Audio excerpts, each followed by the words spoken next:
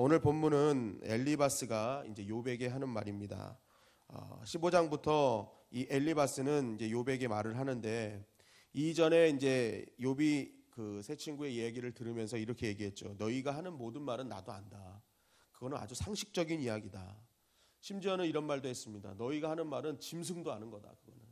그러니까 아주 평범한 이야기를 왜 나에게 그렇게 이야기를 하냐라는 그런 욥의 말이 있었습니다. 그러니까 이제 엘리바스나 이 친구들은 이 얘기를 듣고 분노하지 않을 수 없었던 거죠.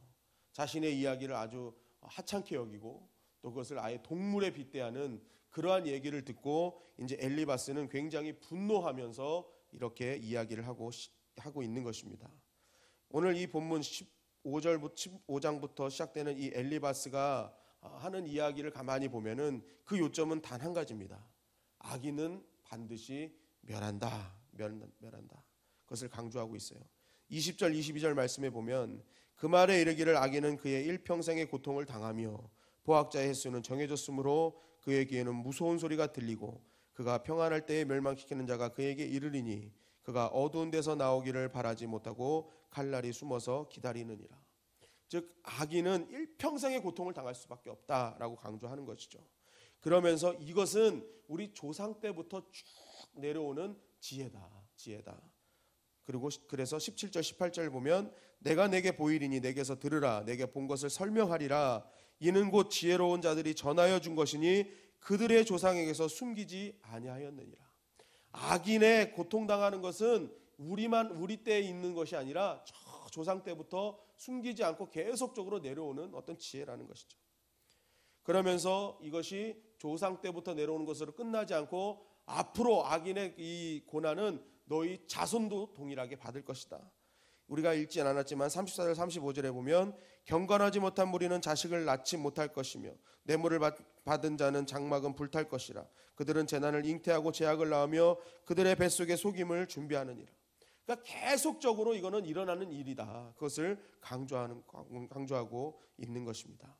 자, 그렇다면 이 엘리바스의 이 말, 악인은 고난을 당하는 것이다.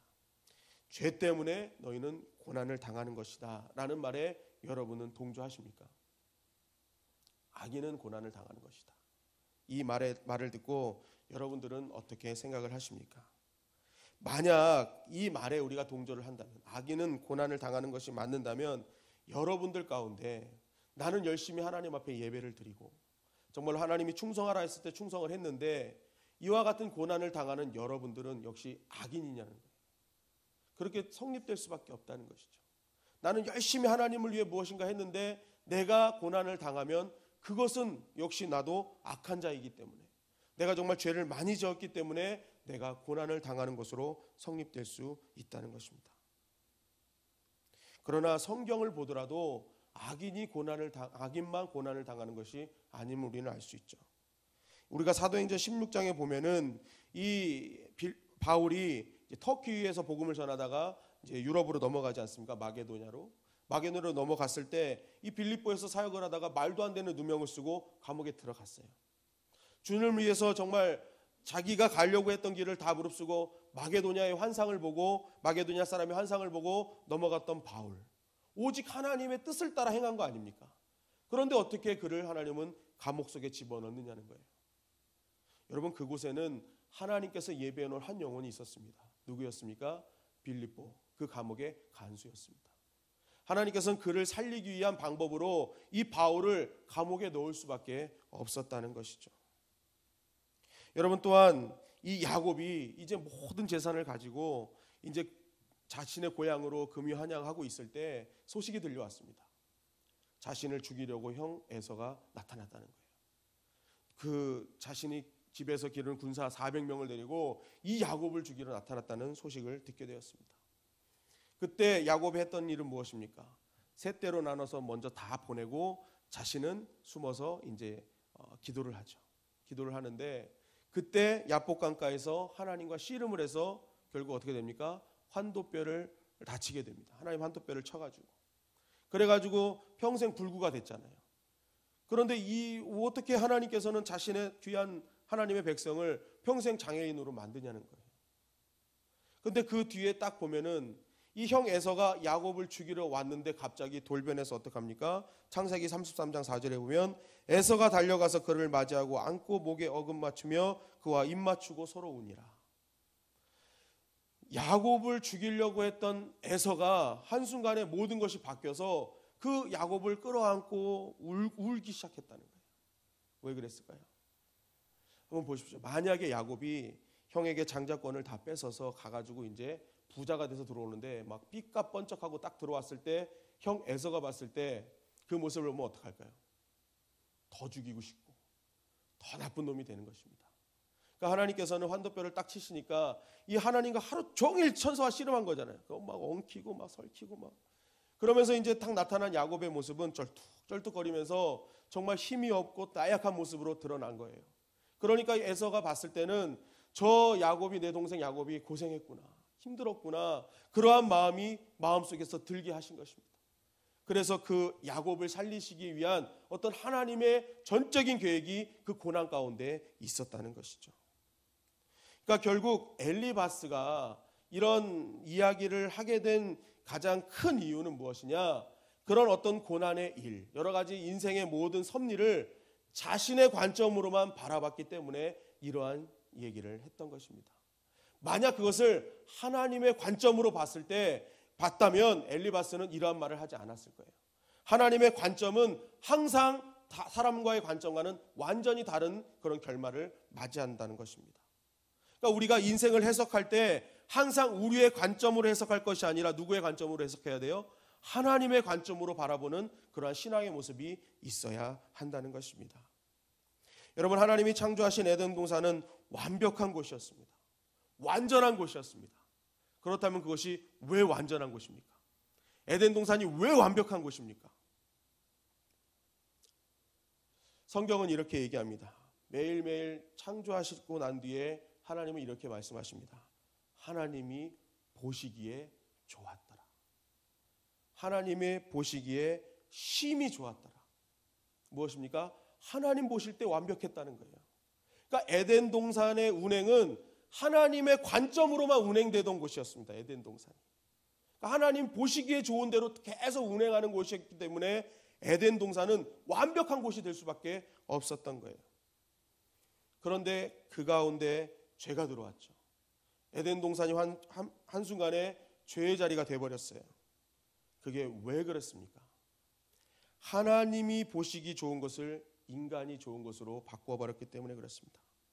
창세기 3장 6절 여자가 그 나무를 본즉 먹음직도 하고 보암직도 하고 지혜롭게 할 만큼 탐스럽기로 한 나무인지라.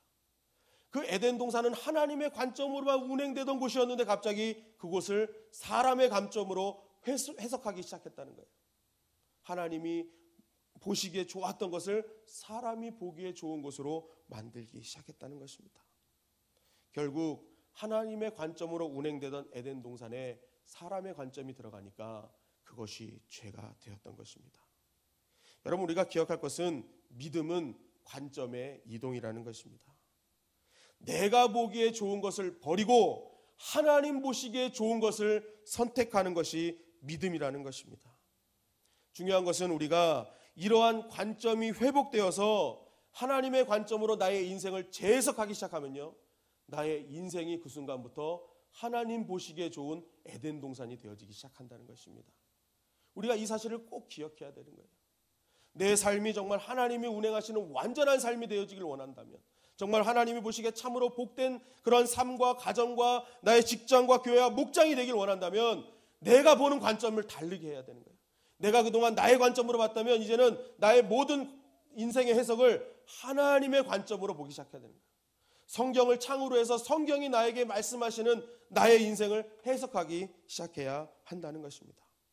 그렇다면 그 순간부터 바로 나의 인생이, 나의 가정이, 나의 모든 삶의 터전이 완벽한 에덴 동산으로 영원히 변하게 되어 있다는 것입니다.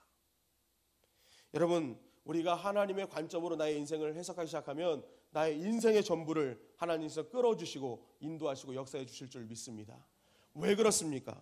고린도후서 4장 16절에 보면 그러므로 우리가 낙심하지 아니하노니 우리의 겉사람은 낡아지나 우리의 속사람은 날로 새로워지는도다. 여러분, 겉사람이 날마다 낡아진다는 거예요. 그럼 겉사람이 날마다 낡아지면 우리의 눈은 어떻습니까? 우리의 눈 역시도 날마다 낡아지는 거예요. 그러니까 우리가 보는 관점은 항상 동일할 수가 없습니다. 언젠가는 다 낡아져서 바로 보지 못한다는 거예요. 그러나 우리의 영, 우리의 속사람, 이것은 하나님의 영으로 지음받은 거기 때문에 하나님의 관점으로 본다면 그것은 영원한 것이에요. 영원한 것. 그러니까 그 영원한 하나님께서 우리를 영원 속으로 이끌어 가실 수밖에 없는 것입니다. 여러분, 나는 지금 어떤 눈으로 나의 인생을 해석하고 있습니까? 여러분, 살다 보면은 정말 나의 생각과 지식으로는 판단되지 않고 이해되지 않는 일들이 우리 삶 가운데 너무나 많이 일어난다는 것입니다. 여러분, 그때 그것을 해석하고 그 감추어진 뜻을 아는 방법은 내 관점을 내려놓고 하나님의 관점으로 바라보는 것입니다. 성경을 바라보면서 창으로서의 성경을 보는 것입니다. 이 말씀이 도대체 이 하나님이 나의 삶을 통해서 어떻게 역사하시는 건지 말씀의 창으로 바라보는 것입니다. 그렇게 될 때 그것을 통한 하나님의 섭리와 계획을 우리는 발견할 수 있는 것입니다. 그렇기 때문에 오늘 혹시 여러분들의 삶 가운데 이러한 욥과 같은 인생이 있다면 여러분, 하나님의 관점으로 나의 삶을 재해석하기 시작하십시오. 그러면 여러분들의 인생을 하나님은 더욱더 완벽한 에덴 동산으로 만들어 주시기 시작하실 것입니다. 여러분, 오늘 엘리바스와 같은 인간의 관점에만 머무는 그런 인생이 아니라 내가 진짜 하나님을 나의 아버지로 여긴다면 하나님의 관점으로 돌아가시길 바랍니다.